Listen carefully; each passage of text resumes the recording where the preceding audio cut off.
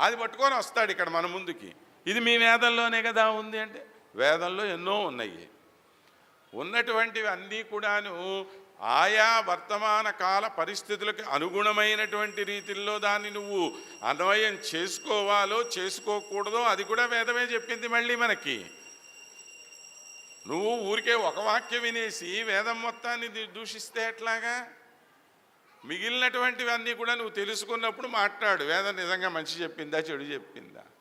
ఇవాళ మనుధర్మశాస్త్రాన్ని మనం అలానే తిడుతున్నాము, వీటన్నిటినీ ఇలానే నిషేధం అంటున్నాము.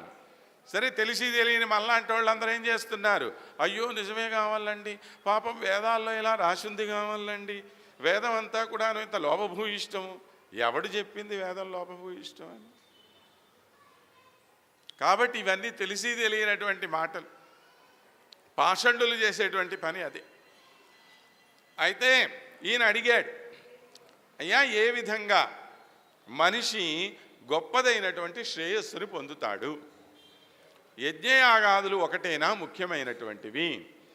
దానిని మించినటువంటిది ఇంకేమన్నా ఉన్నదా? ఏదన్నా ఉంటే దాని గురించి నాకు తెలియచేయి అని అడిగాడు. ఎవరు? ప్రాచీన బర్హి. అడిగితే దానికి సమాధానం చెప్తూ నారద మహర్షి అన్నాడు, ఈ యజ్ఞయాగాదుల మీద నా మనస్సు నిలవట్లేదు, దీని నుంచి దూరం అవుదామని చెప్పి నేను అనుకుంటున్నాను అని అంటే, అయ్యా యజ్ఞయాగాదుల వల్ల నువ్వు అనుకున్నటువంటి మానసికమైన స్థితి రాదు. అంతేకాదు, నువ్వు ఇప్పటిదాకా ఎన్నో యజ్ఞయాగాలు చేశావు. ఈ యజ్ఞయాగాల వల్ల ఎన్నో పశువుల్ని హింసించావు, వాటిని చంపావు. అవన్నీ అక్కడ కళేబరాలు పడి ఉన్నాయి, అవన్నీ నోరు తెరిచి ఎదురు చూస్తూ ఉన్నాయి. నువ్వు ఎప్పుడు వస్తావా, ఎప్పుడు పైకి వస్తావా, నీ మీద పడి ఆక్రమించి నిన్ను పట్టి పీడించాలని అక్కడ ఎదురు చూస్తూ ఉన్నాయి. కాబట్టి పశుహింస అనేటువంటిది ముఖ్యమైనటువంటిది కానే కాదు. కనుక యజ్ఞయాగాదుల వల్ల నిజమైనటువంటి శ్రేయస్సు కలగదు అని చెప్పి దీనికి నేను ఓ చిన్న కథ చెప్తాను అని అన్నాడు. ఒకానొకప్పుడు పురంజయుడు అనేటువంటి ఒక రాజు ఉన్నాడు. ఆ పురంజనుడు అనేటువంటి ఈ రాజుకి అవిజ్ఞాతుడనేటువంటి ఒక మిత్రుడు. ఈ పురంజనుడు నేను ఎక్కడ ఉండాలి అని చెప్పి వెతుక్కుంటూ పోతూ ఉన్నట్ట. పోతూ ఉంటే ఒక చోట 9 ద్వారాలు కలిగినటువంటి ఓ పెద్ద నగరం కనపడిందిట ఆయనకి. ఇదేదో బాగుంది, ఈ ఊళ్ళో ఉంటే బాగుండు అని ఆ ఊరి దగ్గరికి వెళ్ళాడు. వెళితే అక్కడ ఓ అందమైనటువంటి అమ్మాయి కనపడింది.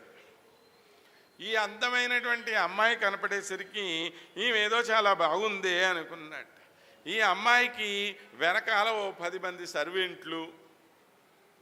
ఏమండి, ఈ ఒక్కొక్క సర్వెంట్కి మళ్ళా ఇంకో 100 మంది. అంటే సర్వెంట్కి సర్వెంట్లు మన ఇళ్లలో ఉంటారు చూడండి, టింగురంగా అంటూ ఓ ఇది పట్టుకొని బ్యాగ్ పట్టుకొని వస్తుంది పని చేయటానికి కదా. అలాగా ఆ సర్వెంట్కి ఇంకో 10 మంది సర్వెంట్లు, ఒక్కొక్క సర్వెంట్కి 100 మంది సర్వెంట్లు ఉన్నారు అక్కడ. ఇలాంటి వాళ్ళందరూ ఉన్నారు. ఈ అందమైన అమ్మాయి అక్కడ తిరుగుతుంటే ఆ అమ్మాయిని చూశాడట ఈ పురంజనుడు. చూసి, అమ్మాయి నువ్వు భలే ఉన్నావే అన్నట్ట. ఇంకేం రా పోదామంది ఈమె. చట్టా పట్టాలు వేసుకున్నారు, పోయారు ఇద్దరు కూడా.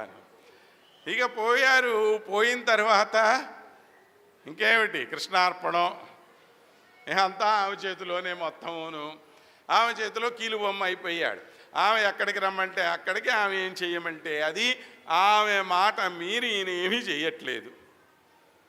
ఏమండి, సరే ఒకరోజు తాను స్వతంత్రించి వేటకి వెళ్ళాట. వేటకి వెళ్ళి పాపం ఏదో వేటాడాడు, తిరిగి వచ్చాడు. తిరిగి వస్తే ఇక ఈమె చూడండి అగ్గి మీద గుగ్గిలమయ్యింది. నాకు చెప్పకుండా ఎట్లా పోతావు, ఏమనుకుంటున్నావు నువ్వు? ఇక శుభ్రంగా తూర్పార పెట్టింది. ఈమెకి ముందర ఈ ఏమంటారు ఆ అమ్మాయి ఉంది కదా, ఈ అమ్మాయి నడుస్తూ ఉంటేట ఒక పాము ముందు వెళ్తూ ఉంటుందిట. ఆ పాము ఈ మొత్తం నగరాన్ని కాపాడుతూ ఉంటుంది. ఇలా ఓ సన్నివేశం. ఏమండి, ఈ కథ ఇలా పోతూ ఉంటుంది. సరే, మన కథ అంతా మనకొద్దు. ఆమె మాయలో పడిపోయి ఇతను ఏ విధంగా నాశనం అయ్యాడు, తరువాత ఏ విధంగా మళ్ళీ తన గురించి తాను తెలుసుకున్నాడు, ఆ తరువాత ఈయనకి స్త్రీ జన్మ ఎత్తవలసినటువంటి పరిస్థితి, అంటే స్త్రీ రూపాన్ని ధరించవలసినటువంటి అవసరం ఏర్పడింది. మరలా అక్కడి నుంచి మరలా పురుష రూపానికి వచ్చాడు. ఇవన్నీ చాలా చాలా చాలా జరిగినాయి. ఈ కథ అంతా చెప్పాడు నారదుడు. చెప్పి, ఏమయ్యా నేను చెప్పినటువంటి ఈ కథ నీకు బాగా అర్థమైందా అన్నాడు. స్వామి, ఏమన్నా అర్థమైందా? ఏందేందో చెప్పావు నువ్వు. ఆడెవడో వచ్చాడన్నావు, అదేదో 9 ద్వారాల నగరం అన్నావు, అక్కడెవరో అమ్మాయి అన్నావు, అమ్మాయి ముందు సర్పం అన్నావు, అమ్మాయి వెనకాల సర్వెంట్లు అన్నావు, ఈడేమో అమ్మాయితో పోయాడన్నావు, కొన్నాళ్ళకి వాడమ్మాయి అయ్యాడన్నావు, ఆ అమ్మాయి అబ్బాయి అయ్యిందన్నావు. ఏందా ఈ కథంతా కూడాను? ఏమన్నా అర్థం ఉందా? ఏమిటి దీనికి? ఏదో అర్థం లేకపోతే నీలాంటి మహాజ్ఞాని అయినటువంటి వాడు ఈ కథ నాకు చెప్పడు కదా. కాబట్టి దీని అంతరార్థం ఏంటో కొద్దిగా తెలియజేయి స్వామి అని చెప్పి అడిగాట. అడిగితే అప్పుడు అతను చెప్పినటువంటి ఈ పురంజనోపాఖ్యానం అనేటువంటి దాని యొక్క అసలైనటువంటి తాత్పర్యం ఏంటో మనకి తెలియచేస్తుంది శ్రీమద్భాగవతం. మొట్టమొదటగా పురంజనుడు అనే పేరుకి అర్థం ఏంటి? పురం జనయతి ఇది పురంజనః అన్నాడు. అంటే ఒక పురమును, ఒక నివాస స్థానాన్ని తనకంటూ తాను నిర్మించుకునేటువంటి వాడిని పురంజనుడు అని చెప్పి మనం అంటాం. ఎవరు పురంజనులు ఇక్కడ? మనం. ప్రతి జీవుడు కూడా పురంజనుడే.